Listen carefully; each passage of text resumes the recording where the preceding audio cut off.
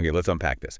Imagine uh, having this superpower, right? A technology so potent, it could change, well, everything, healthcare and national security. Everything. But what if that same power could be turned around? Used to, control people, shape what the world thinks, maybe even accidentally start conflicts. Hmm. Today, we're diving deep into your sources to explore this really complex, sometimes unsettling world of artificial intelligence. We're focusing on how it's used for state control, that global competition aspect, and what it all means for our privacy, our human rights. Yeah. We've pulled together insights from cybersecurity experts, intelligence community leaders, human rights advocates, trying to get a handle on how AI is shaping the geopolitical map. It's a wide net. Definitely. Yeah. So think China's social credit systems, the U.S.-China AI race heating up, those constant dangers in cyber warfare. Our mission here in this deep dive is basically to pull out the most important nuggets, the key takeaways, so you can walk away feeling really informed about what's going on beneath the surface of the headlines. And what's really fascinating looking through these sources is just how much they emphasize the dual use nature of AI. This incredible potential for good, Right. but also its power to really amplify societal control and strategic vulnerabilities. So we're not just looking at what AI is doing, but really digging into why it matters for you and, the bigger global picture. Okay, so let's start with something that feels, well, a bit sci-fi, but it's happening right now. China's use of AI for societal control. Lots of people have heard about the social credit system, but your sources show it's much more fragmented than just one big system. That's a key insight, yeah. It's often misunderstood. Your sources confirm it's definitely not one single national score. It's more like a patchwork. Over 36 different AI-driven systems run by local governments. 36. Wow. Yeah, so the reality on the ground can be vastly different depending on where you are. Like in Xinjiang, the data collection is intense. It pulls from all sorts of daily life things, buying knives, filling up your car. Really specific stuff. Right. Exactly. And they even sort of mobilize citizens to inform on each other, offering discounts as rewards. But then you look somewhere like Ximen, and participation is voluntary. There's no penalty for a low score. Or Shenzhen, where it's mostly just public shaming for, like, jaywalking. That's a huge difference. Yeah. So it's not this single scary score following everyone around. But what's also really interesting, and your sources point this out, is that some of these systems, even though they're Chinese, they actually break China's own rules for AI ethics. Right, especially around privacy and fairness. Like the Xinjiang system, Yeah. apparently there's no way to opt out, no clear consent process. That directly goes against their own guidelines about respecting privacy. Which kind of leads to the next logical question, right? Beyond these specific social credit labels, how much is China using AI just for broader surveillance? And the sources, well, they suggest the government uses AI models pretty extensively for mass surveillance. We're talking collecting biometric data, running social media listening operations that report back to security services, the military. And monitoring dissidents even when they're outside China. Apparently so, yeah. It extends abroad. And you mentioned specific AI models. DeepSeek came up in the sources as being central to this. That's right. Companies like TopSec, QAX, NetEase, these are big providers to the Chinese government. They're integrating DeepSeek to kind of power up their surveillance and censorship tools. Yeah, boosting capabilities significantly. And this hasn't gone unnoticed elsewhere. There's apparently a bipartisan bill in the U.S. looking to ban DeepSeek on government devices because of security worries. And there's more, right? That Canadian cybersecurity firm. Root security, yeah.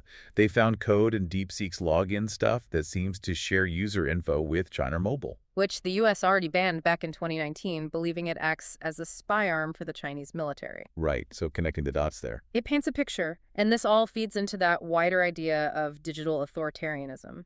Your sources define this as basically states using digital tech, information tech for social control, repression, surveillance, all to prop up their own power. And critically, it's not just authoritarian states doing this. Exactly. That's a crucial point your sources make. It's becoming a global thing, and a lot of the underlying tech actually comes from the West. Think about the debates we've had in democratic countries like the UK over COVID tracing apps or using facial recognition in policing. Yeah, those were heated. Right. And they show how easily these tools can start to erode privacy rights if you don't have really strong laws and safeguards in place.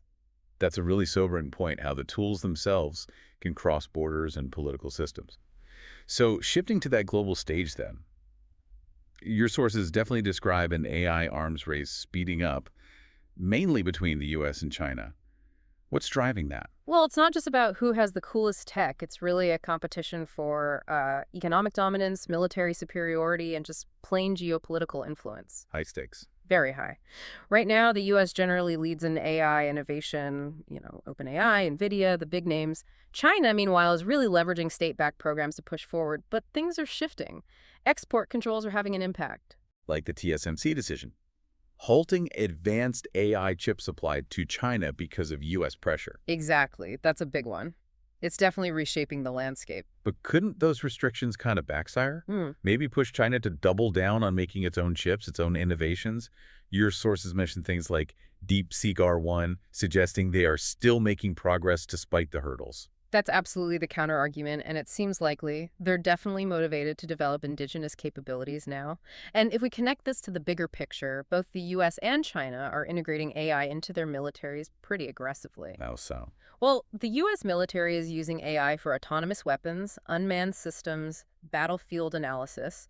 The CDAO, the Chief Digital and AI Office, is kind of spearheading that in the Pentagon. Okay. And China's PLA, the People's Liberation Army, they're going hard after AI-powered autonomous weapons, too. Drone swarms, robotic systems. Yeah. It's a core part of their military modernization plans. Which obviously raises huge ethical questions, right? But, About humans staying in control when systems become autonomous in combat.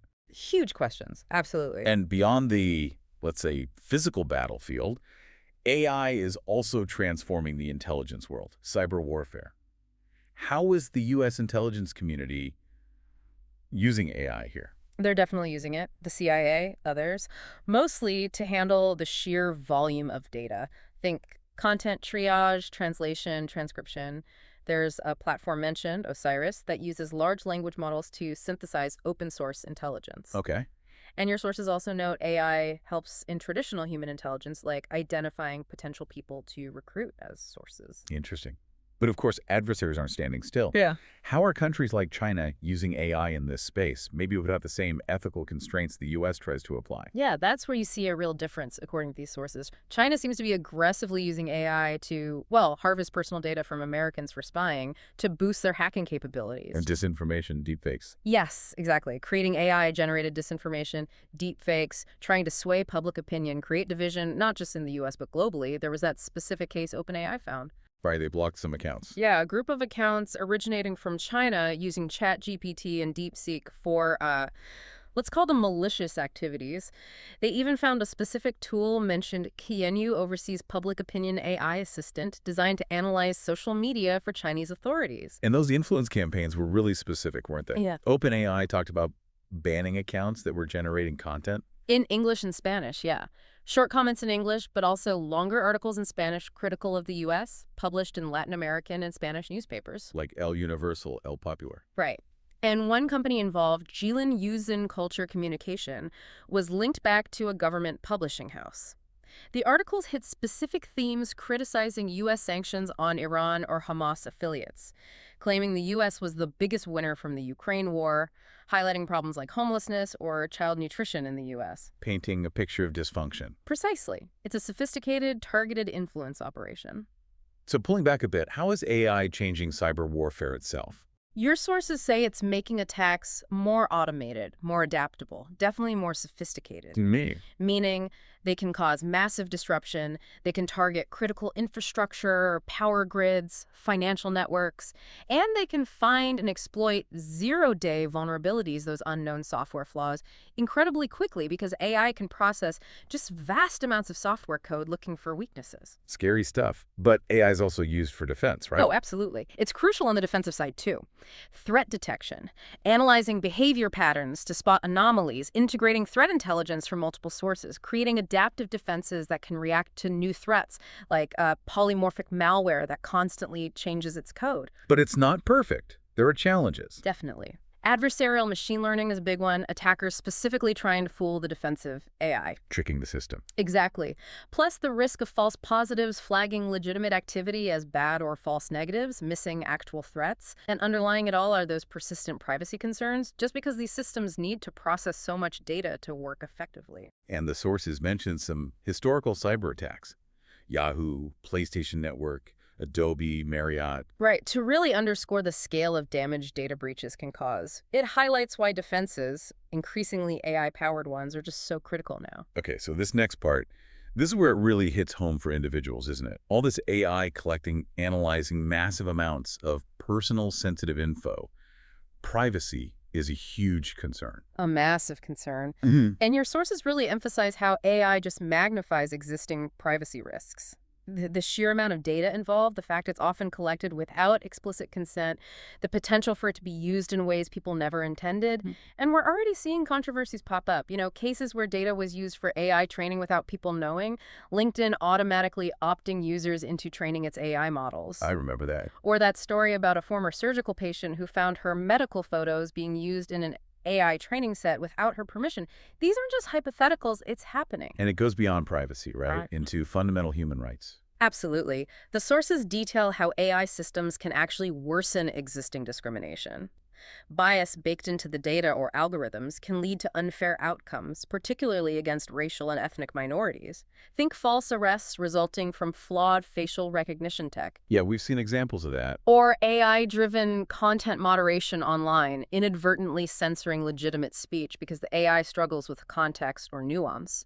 Or even creating those filter bubbles, echo chambers, on social media. Which brings up transparency, accountability, Yeah. or the lack thereof, the black box problem. Exactly. It's often incredibly difficult, even for the operators, to understand how an AI reached a specific decision. That makes it really hard to challenge an outcome you think is wrong, or to fix the system if it's making harmful choices. There was that example cited, the U.S. military drone strike in Kabul in 2021. A tragic example, yes.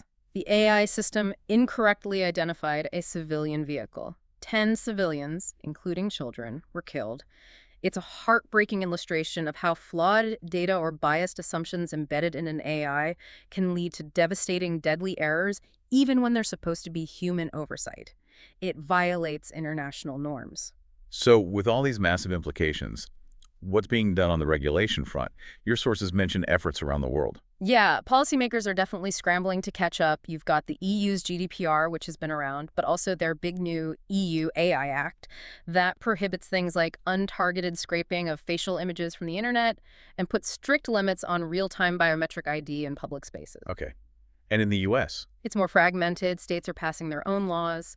The White House put out a blueprint for an AI Bill of Rights, which emphasizes things like consent and data privacy, but it's not binding law. And even China has rules. They do. Their interim measures for the administration of generative AI services require respect for legitimate rights, among other things. So there's activity everywhere. But despite all that, there's still no global agreement on using AI in the military. No, that's a major gap, and a really challenging one. The strategic mistrust, especially between countries like the U.S. and China, makes bilateral agreements incredibly difficult. And it's harder to monitor than something like nuclear weapons. Much harder. AI development is largely software-driven. You can't easily track it with satellites like you can nuclear facilities. This lack of governance, this sort of regulatory vacuum for military AI, creates a real risk. Nations might feel pressured to cut corners on safety and ethics testing in the race for dominance? Deploying systems before they're truly ready or understood. Potentially, yes. Well, Without rigorous testing for reliability or fully considering the ethical side. so bringing it all together, what does this mean for you listening? We've seen AI as this incredible force multiplier for good things like growth and defense, sure, but also for surveillance, for manipulating information, maybe even chipping away at basic human rights. Your sources really paint a stark picture, don't they? A world increasingly run by algorithms, where that line between helpful tech and pervasive control gets very, very blurry. It really does. And as we explored, that U.S.-China competition in AI and related fields like quantum computing, it's reshaping global power. It introduces new risks, miscalculation, unintended escalation because of automated decision-making, potentially moving faster than humans can react. And while that tech race is fierce, Right. While the competition is intense, the absence of clear international rules for the road, especially for military AI, really demands urgent diplomatic work. We need frameworks to manage these potentially existential risks. it seems like in this age of AI, just understanding what's happening is maybe our best defense. I think that's right. The sheer amount of information being processed, whether it's for social credit scores, military intelligence, or crafting really convincing disinformation, it means knowing how these systems work and what they could do, is more critical than ever before. And what really stands out from all this is just how fast AI is moving. We're constantly playing catch-up, trying to figure out the ethics, the governance. It leaves us with a pretty important question, one for you to think about.